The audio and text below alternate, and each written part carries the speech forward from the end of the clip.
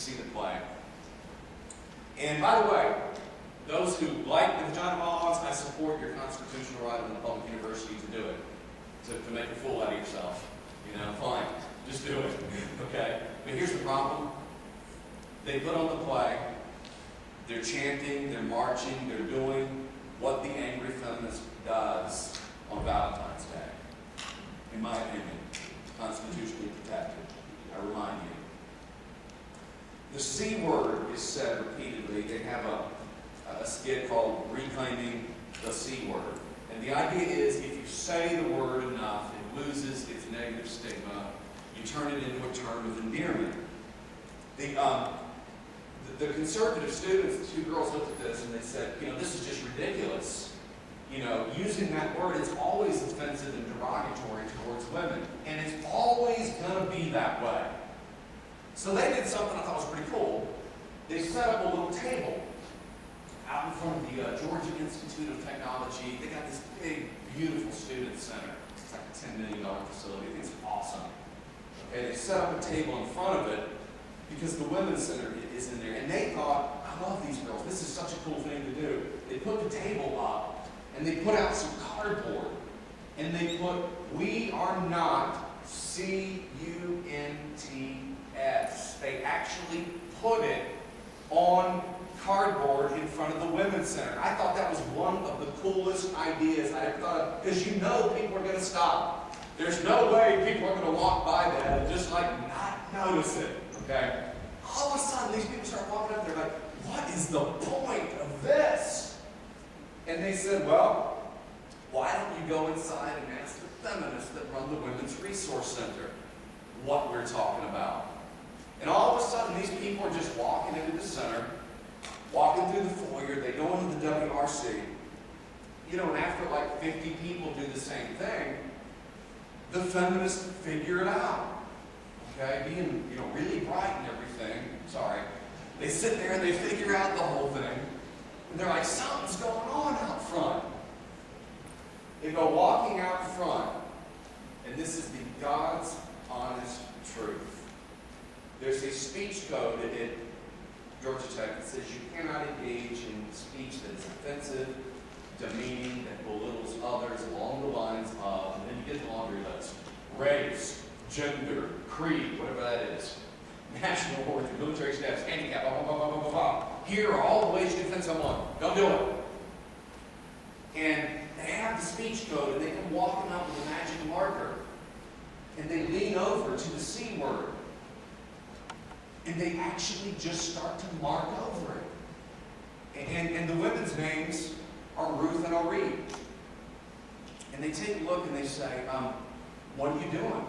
They say, you can't use this word. And they're looking at them going, you just used the word over and over and over in this obscene way. Why can't we use it? And they said, well, you're using it in a way that intends to belittle people. Now, understand the utter significance of this moment. In 1948, George Orwell writes a book called 1984, and he talks a lot about the concept of thought control. It isn't 1984, but we're here. You see, the idea is a word which would seem to be as objectively offensive as that, is either constitutional or unconstitutional. It depends on the thought that is behind it. If you think a pleasant thought, you can say it. But if we think you're thinking an unpleasant thought, it's not the thought behind it, it's our thought about your thought that determines its constitutional status. Wow. I mean, I don't know if these women, I think you have to have a PhD to be that confused. I mean, I'm really convinced it's got to be in women's studies or something like that. It's just something studies. If it says studies at the end, it's bad. That means you're going to teach it for the rest of your life. You're never actually going to live in the real world. Women's studies, African American studies, gay and lesbian studies, professor. That's the deal. So, the students tell me about it, mistake. I talk to them, I talk to their parents, the Alliance Defense Fund shows up, and before you know it, we filed the lawsuit in federal court.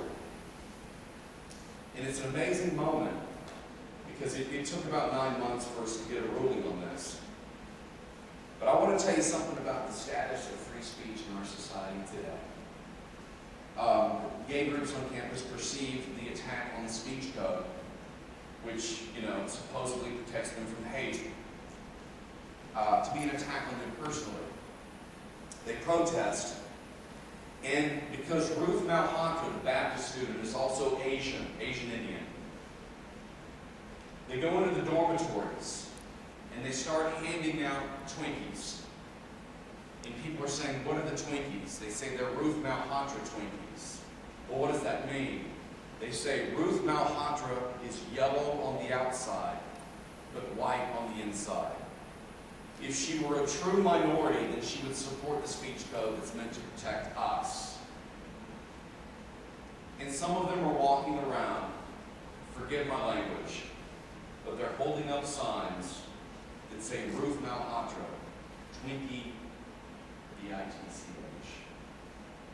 It's all being done in the name of tolerance. Or read Scar, Orthodox Jew. They find pictures of her on the internet. They put t-shirts on her with swastikas and start selling the marketplace of ideas. I'm not doing it out of love. They're not doing it out of love. But thank God, following, I don't know if it might have been the next October, we get a judgment from the federal court. And in that judgment, a guy by the name of Judge Owen Forrester, he hands down a ruling in which he strikes down the Georgia Tech speech code as being unconstitutional. And in the process of doing this, he says, the school was so out of line. He says, I hereby place them on probation for a period of 5 years. You may not rewrite a speech code or modify one without the permission of the court. The students won, and before that case was all over, there were some other free speech issues that are involved, and we won every single one of them for which we had standing. The university accumulated a bill of $202,000 in legal fees for a case that never resulted in a jury trial, just over legal memoranda. And my point in raising that issue is to tell you that when it comes to the control of speech on college campuses, the folks who want to promote this idea of constitutional right of comfort are dead serious. But the better news is this: the individuals who wish to fight against it. I talk a lot about the individual bravery, the students who are willing to stand up. My God, can we not say the same thing about Ruth and O'Reilly? The tremendous sacrifice and the threats that they withstood and the defamation. They are both true American heroes to do this. But the beauty of it is this: they did not have to stand alone. 10 years ago, we did not have organizations like the Alliance Defense Fund.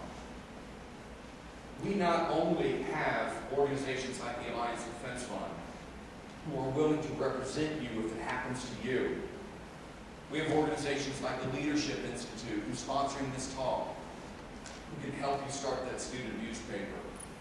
There are not only ways to fight back, but there are people there to support you. And I'm not going to be able to get to the Second Amendment because I'm running way over, and I want you all, please give me 5 minutes of your time to share something with you. I have no way of knowing how many of you in this auditorium tonight are juniors or seniors or are very close to being on your way out into the real world. But I want to say this: it is so utterly important, because you go to a private school, by the way, lawsuits are very difficult because the Constitution is usually not in play. That's why the paper is so important. But I want all of you to understand the power that you have as alumni. I don't want any of you to think, if you're gone from here for 5 years or for 10 years or for 20 years or for 50, I don't want any of you to ever think, to ever believe that it was your school. It is always your school, because they will always rely upon your donations to keep business.